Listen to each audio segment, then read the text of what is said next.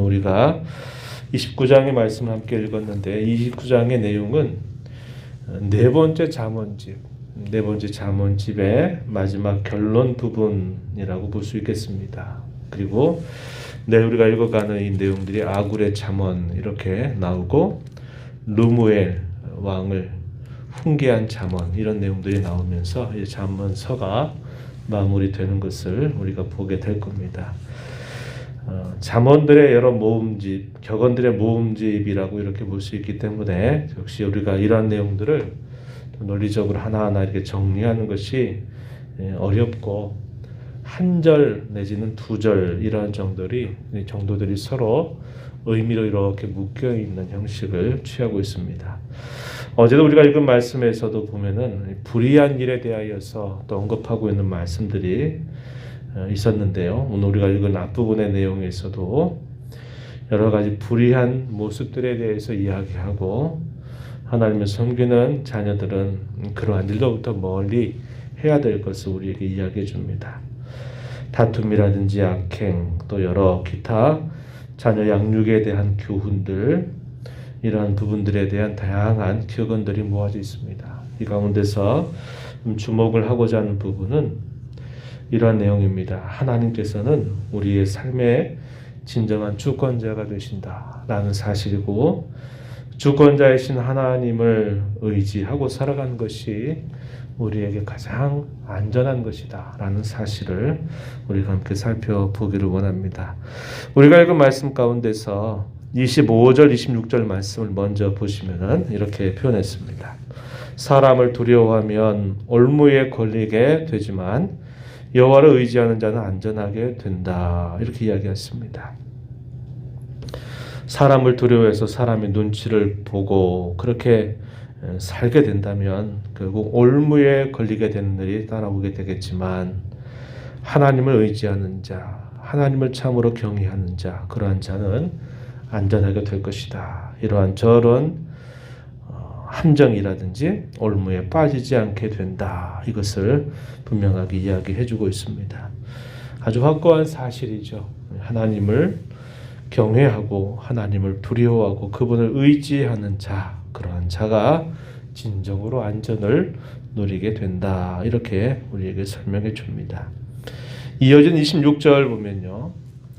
주권자에게 은혜를 구하는 자가 많지만 사람의 일의 작정이 여호와께로 말미암는다. 이렇게 이야기합니다. 주권자, 힘이 있는 사람, 왕이나 권세자들, 그러한 사람들에게 은혜를 구하는 사람이 많다. 그러나 그 주권자를 결국 이끌어 가시는 분, 그 일에 대한 모든 작정을 실행하시는 분이 여호와 하나님이시다. 이렇게 우리에게 이야기해 줍니다. 이 말을 다르게 말하면 진정한 주권자, 바로 그분이 하나님이시다 라고 이야기합니다. 그래서 우리는 하나님께로부터 은혜를 구하는 자로 살아가야 된다. 이 사실을 우리에게 잘 가르쳐 주고 있습니다. 이 25절과 26절 말씀을 종합하면 하나님이야말로 저와 여러분의 삶의 진정한 주권자가 되신다. 우리가 그 하나님을 경외하고 하나님을 두려워할 것이며 그분을 의지하고 살 때 우리는 진정한 안전을 누리게 된다. 이 사실을 우리가 배우게 되는 것입니다. 이렇게 하나님을 의지하고 또 하나님께 은혜를 구하는 사람은 어떻게 해야 될까라고 이야기할 때 우리가 잘 아는 18절 말씀을 한번 가서 보면은 이렇게 정리해 볼 수 있어요. 18절 말씀 보시면 묵시가 없으면 백성이 방자히 행하게 된다. 하지만 율법을 지키는 자는 복이 있다. 이렇게 말합니다. 이 묵시라는 말은 계시라는 말, 또 다르게는 그 이어지는 다음 표현이죠. 율법이란 말로 이해할 수 있는 표현입니다. 다르게 말하면 하나님의 말씀이 없다면 백성들은 방자하게 행하게 된다. 무엇을 행해야 되고 무엇을 하지 말아야 되는지에 대한 삶의 절제나 삶을 추스려가는 그런 모습들이 없이 자기 하고 싶은 대로 하게 된다라고 이야기를 해주고 있는 겁니다. 하나님을 의지하는 자, 또 그분께 참으로 은혜를 구하는 사람은 그분이 주신 그 말씀을 항상 따라서 무엇을 해야 되고 무엇을 하지 말아야 될지, 어디를 가고 어디를 가지 말아야 될지, 어디에 앉아야 될지 어디에 서야 될지, 이런 부분들을 하나님의 말씀을 따라서 항상 살펴 행해야 될 것을 우리에게 가르쳐 주고 있다는 겁니다.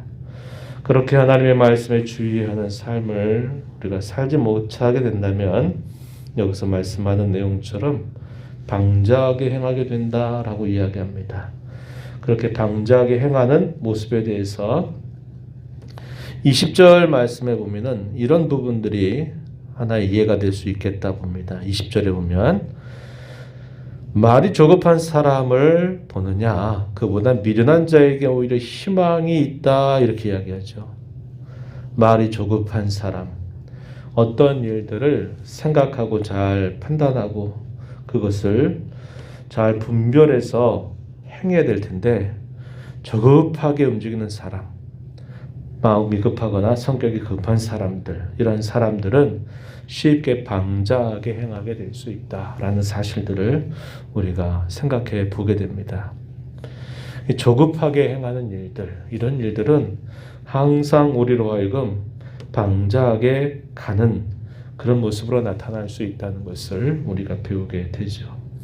인내하지 못하는 것입니다. 또 22절 말씀에 가서 보면은 또 뭐라고 얘기하냐면요, 노하는 자는 다툼을 일으키고 성내는 자는 범죄함이 많다, 이렇게 이야기합니다. 노하는 자, 성내는 자, 역시 이것도 절제하지 못하고 결국은 자기 자신의 감정과 기분에 따라서 쉽게 노하고 성내는 그런 사람들을 말하죠.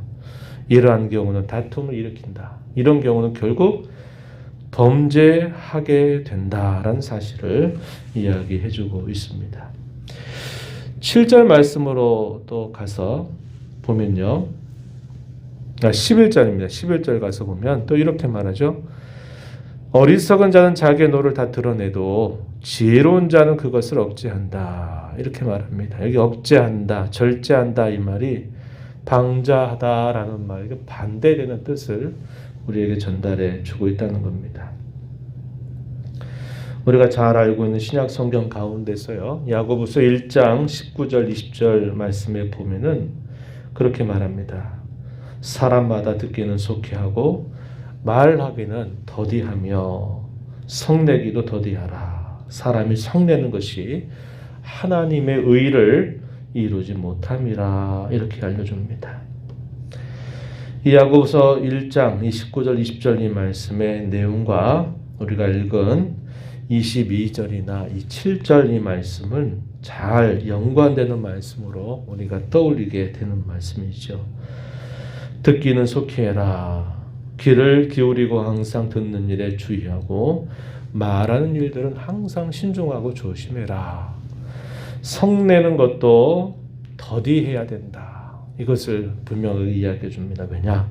성내는 일들, 노하는 일들은 하나님의 의를 이루지 못하고 다툼을 일으키게 되는 일이 되고 말기 때문이라고 이야기합니다.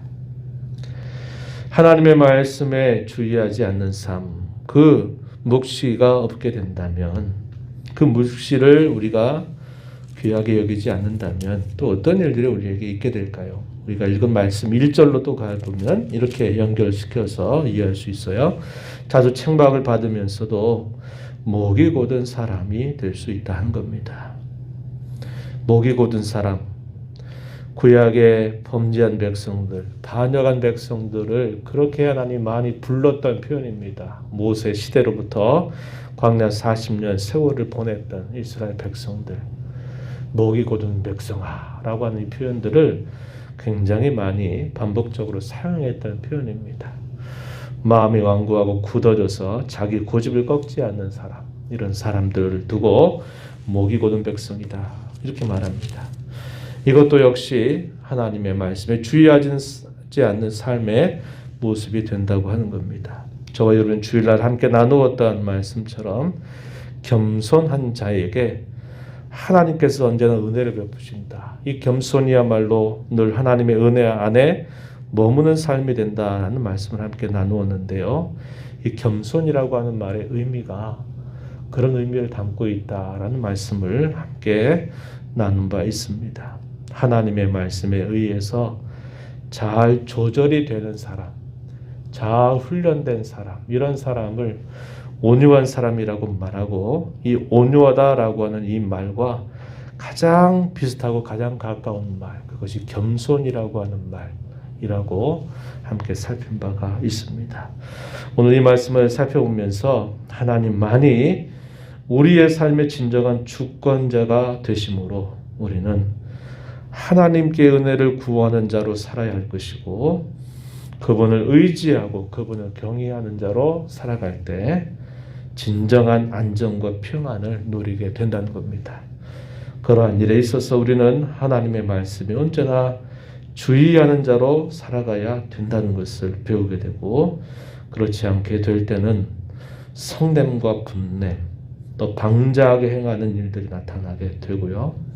그럼 결국 하나님의 의, 그분의 뜻을 이루지 못하게 될 것이고, 목이 곧은 사람이 돼서 책망을 들어도 돌이키지 않는 그런 형태로 우리의 삶이 나아갈 수 있다는 것을 오늘 우리 함께 살펴보게 됩니다. 이 말씀들을 우리 마음에 잘 간직하시면서 오늘도 하나님을 의지하고 또 그분께 은혜를 구하면서 하나님의 말씀의 인도, 또 우리 안에 내주하시는 성령 하나님의 인도를 따라 살도록 은혜를 간절하게 구하면서 이 하루도 복되게 살아가는 저와 여러분이 되기를 축복합니다. 하나님 아버지, 이 새벽 시간에도 저희들을 주께로 인도하여 주셔서 오늘도 생명을 주시고 또 삶의 소중한 기회를 주신 하나님 앞에 나와서 함께 찬양을 드리며 또 기도를 올리며 주님이 우리에게 주신 이 말씀을 또다시 듣게 하여 주심을 감사합니다. 끊임없이 잊어버리고 또 잊어버리는 저희들에게 또 말씀으로 새록새록 저희들을 듣게 하사 깨우쳐 주시는 하나님의 은혜를 감사드립니다. 우리의 삶의 진정한 주권자가 하나님이심을 언제나 잊지 않게 하여 주셔서 사람을 두려워하고 사람을 의지하는 자 되지 않게 하시고, 하나님을 두려워하고 하나님을 의지하며 하나님께 참된 은혜를 늘 구하는 자로 살아가는 저희 삶이 되게 하여 주셔서 이러한 공경과 어려움 가운데서도 주께 주신 안정과 평안을 누려 살아가는 저희 삶이 되게 하시기를 원합니다. 말씀이 없으면 방자하게 행하게 된다라고 저에게 교훈하신 말씀을 저희 마음에 새겨서 오늘도 하나님의 말씀을 듣는 자로, 하나님의 말씀을 저희 마음에 잘 새겨서 그 말씀의 안내를 받아 살아가는 자로 저희들을 이끌어 주시기를 원합니다. 하나님께서 저희들의 마음을 굳세게 하여 주셔서 늘 우리 가운데 내주하시는 성령님의 음성을 듣게 하시고 그 말씀을 잘 순종하는 자로 살아감으로 하나님께서 주시는 참된 평안과 기쁨을 늘 누려 살아가는 삶이 되도록 인도하여 주옵소서. 은혜의 보좌 앞에 나와서 아버지의 은혜를 간절하게 구하는 모든 심령들을 주께서 기쁘게 받아주시고 간구의 귀를 기울여 주시고 응답하여 주시옵소서. 예수님 이름으로 기도하옵나이다. 아멘.